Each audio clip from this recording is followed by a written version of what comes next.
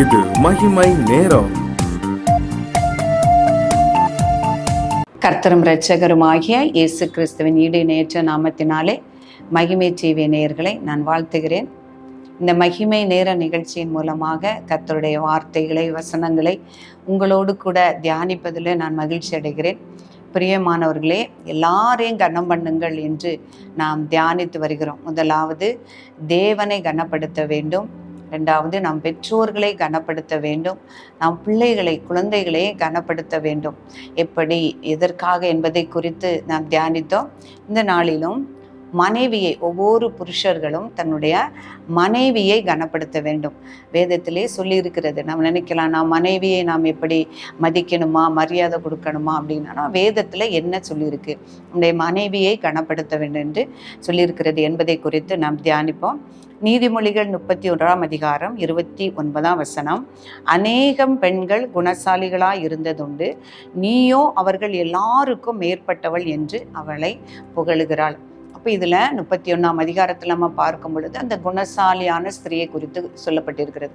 அந்த குணசாலியான ஸ்திரீ அநேக காரியங்களை செய்கிறாள். அதிகாலையிலே எழும்பி விழித்திருந்த நம்முடைய பிள்ளைகளுக்கு தேவையானதை செய்கிறாள், ஏழைகளுக்கு இறங்குகிறாள், கொடுக்கிறாள் என்று அநேக காரியங்கள் சொல்லப்பட்டிருக்கிறது. ஆனாலும் அந்த புருஷன் என்ன சொல்றார் பாருங்க, அந்த மனைவியை பாராட்டுகிறாள். அநேக பெண்கள் குணசாலிகளாக இருந்ததுண்டு, நீயும் அவர்கள் எல்லாருக்கும் மேற்பட்டவள். அப்போ ஒருத்தங்களை பாராட்டும் பொழுதுதான் அவங்கள கனப்படுத்துகிறோம் என்று அர்த்தமா என்று இல்லை. பாராட்டுதலும் ஒரு வகையான கனப்படுத்துதல் தான். இன்னொன்று பார்க்கும் பொழுது அவர்கள் மேல நம்பிக்கை வைக்க வேண்டும், தன்னுடைய மனைவியை நம்ப வேண்டும். அதே அதிகாரம் 31 வசனம் 11 வசனம், 31 அதிகாரம் 11 வசனம், அவள் புருஷனுடைய இருதயம் அவளை நம்பும், அவள் சம்பத்து குறையாது. அப்போ அந்த புருஷனானவன் அவன் மனைவியின் மேல் வைத்திருக்கிற நம்பிக்கை தான் அவளை கனப்படுத்துகிறதாக அர்த்தம். அப்போ எல்லா பாராட்டுதலும் செய்துக்கிட்டு அவளை உயர்த்தி அவளை புகழ்ந்து பேசினாலும் அவள் மேல நம்பிக்கை இல்லைன்னா அதை கனப்படுத்துறதாக அர்த்தம் கிடையாது. அவளுடைய புருஷனுடைய இருதயம் அவளை நம்பும். அப்போ நம்முடைய புருஷர்கள் தன்னுடைய மனைவியை என்ன செய்யணும், நம்ப வேண்டும். அப்போ அவளுக்கு செய்ய வேண்டிய கனத்தை செய்யுங்கள் அப்படின்னு வேதத்தில் எழுதியிருக்கு. 1 பேதுரு 3 அதிகாரம் 7 வசனம், புருஷர்களே உங்கள் மனைவிகள் பலவீன பாண்டமா இருக்கிறபடியினால், உங்களுடைய மனைவிகள் பலவீனர்களா இருக்கப்படியினால் உங்களுடைய ஜபங்களுக்கு தடை வராதபடி நீங்கள் விவேகத்தோடு அவர்களோட வாழ்ந்து. அப்போ ஜபங்களுக்கு தடை வராதபடிக்கு நீங்க விவேகத்தோடு வாழ்ந்து, அதுல கடைசியில பார்க்கும்போது அவர்களுக்கு செய்ய வேண்டிய கனத்தை செய்யுங்கள் என்று எழுதியிருக்கு.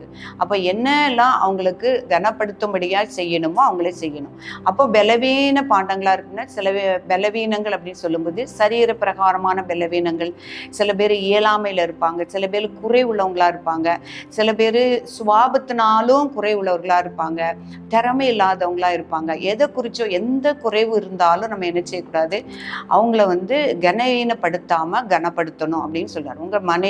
உங்கள் மனைவிகள் பலவீன பாண்டமா இருக்கிறபடினால் அவங்கள என்ன கனத்தை அவங்களுக்கு செய்யணுமோ அதை செய்யுங்க அப்படின்னு சொல்லியிருக்காரு.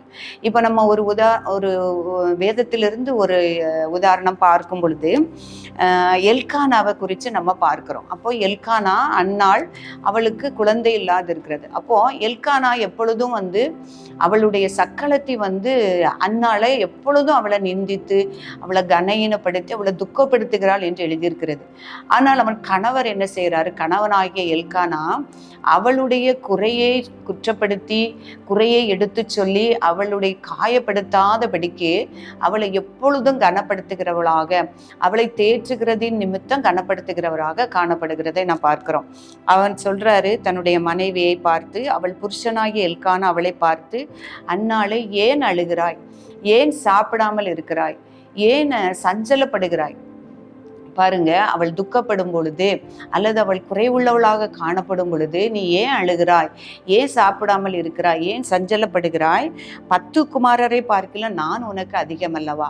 பாருங்க பிரியமானவர்களே, இதுதான் அவங்களுடைய குற்றங்கள் குறைகள் இருந்தாலும் அவர்களை இன்னும் பலவீனப்படுத்தாதபடி, பலவீனர்களா இருந்தாலும் அவங்கள பலவீனப்படுத்தாதபடிக்கு அவங்களை தேற்றுகிறது நிமித்தமாக அவனை கனப்படுத்துகிறத நம்ம பார்க்கிறோம். அவனை எப்பவும் அவர் சொல்லுவாங்களா, அந்த பண்டிகைக்கு போகும் பொழுது எல்கானா மற்றவர்களுக்கு கொடுக்கறதை பார்க்கிலும் அந்த பலிகளில் ரெட்டிப்பான பங்கை அன்னாளுக்கு கொடுக்குறா. கொடுத்து அவளை தேற்றுகிறத நான் பார்க்கிறோம். அதுதான் வந்து உண்மையா வந்து தன்னுடைய மனைவி வந்து பலவீனமா இருந்தது அல்லது குறைவுள்ளவளா இருக்கும் பொழுது அந்த குறைகளை வந்து சொல்லி அவர்களை காயப்படுத்தாம அவங்கள வந்து தேற்றுகிறதின் மூலமாக நம்ம அவரை கனப்படுத்ததை பார்க்கிறோம். அப்புறம் வந்து உண்மையா இருக்க வேண்டும். புருஷர்கள் வந்து தங்கள் மனைவியின் இடத்துல உண்மையா இருக்க வேண்டும். ஆண்டவர் என்ன சொல்றாருன்னா, ஆணும் பெண்ணுமாக மனுஷர்களை படைச்சது எதுக்குன்னா ஒரு தேவ பக்தி உள்ள சந்ததியை உண்டாக்க வேண்டும் என்று சொல்லித்தான் ஆண்டவர் படைச்சாரு.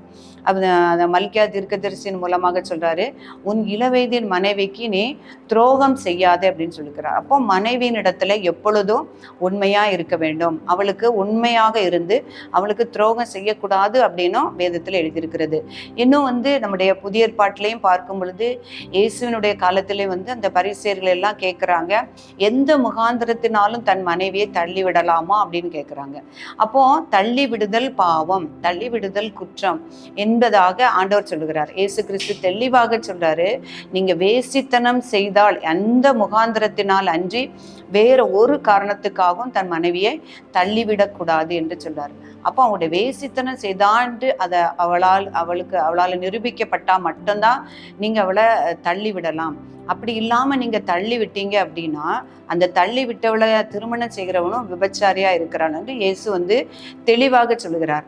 அப்போ உண்மையா இருக்க வேண்டும், தன்னுடைய மனைவிக்கு துரோகம் செய்யக்கூடாது, தன் மனைவியை தள்ளிவிடக்கூடாது என்று வேதத்துல சொல்லப்பட்டிருக்கிறது. அதுதான் தன்னுடைய மனைவிகளை வந்து கனப்படுத்துகிறதுக்குண்டான அடையாளம். இன்னொன்னு சொல்லும் பொழுது தன் மனைவியிடத்துல அன்பு கூறுங்கள் என்று சொல்லுகிறார். இந்த அன்பை வந்து ஆண்டவர் எதற்கு உவமையா சொல்லுகிறார்னா, இயேசு கிறிஸ்து எப்படி சபையை நேசிக்கிறாரோ அதே போல நீங்க புருஷர்கள் உங்க மனைவியை நேசிங்க.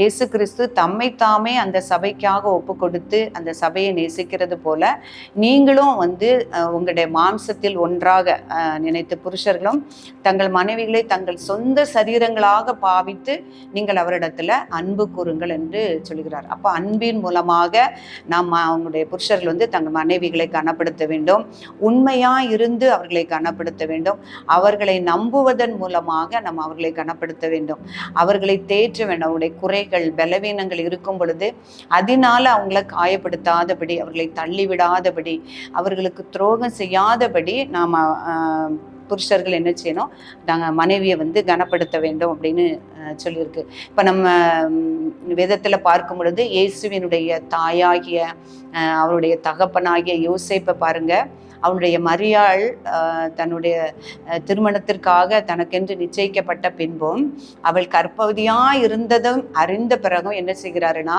அவங்கள வந்து அவமானப்படுத்தவோ அல்லது கனயனப்படுத்தவோ துணியாம அந்த மறைவாய் தள்ளிவிட தீர்மானித்தான் என்று இருக்கிறது. ஆனாலும் தேவதூதன் வந்து சொன்ன பொழுது மறுக்காமல் அவருக்கு கீழ்ப்படிந்து அவள் மனைவியாக ஏற்றுக்கொண்டு தேவகுமாரன் ஆகிய இயேசு கிறிஸ்துவை அந்த உலகத்திற்கு கொண்டு வர துணையாக இருந்தார் என்று நம்ம பார்க்கிறோம். பிரியமானவர்களே, இதுதான் வந்து உண்மையாக மனைவியை நம்ம என்ன செய்யறது, கனப்படுத்த வேண்டும் என்று வேதத்திலே சொல்லப்பட்டிருக்கிற வார்த்தைகள். இடத்துல அன்பு செலுத்த வேண்டும், அவளிடத்துல உண்மையா இருக்க வேண்டும், அவளை தேற்ற வேண்டும், அவளிடத்துல வந்து அவளை நம்ப வேண்டும். இந்த காரியங்கள் தான் நம்முடைய வேதத்துல வந்து ஒரு புருஷர் எப்படி தன் மனைவியை கனப்படுத்த வேண்டும் என்று சொல்லியிருக்கிறது. இந்த கிருபைகளை தேவன் நம் ஒவ்வொருவருக்கும் தரும்படியாக நாம் ஜெபிப்போம்.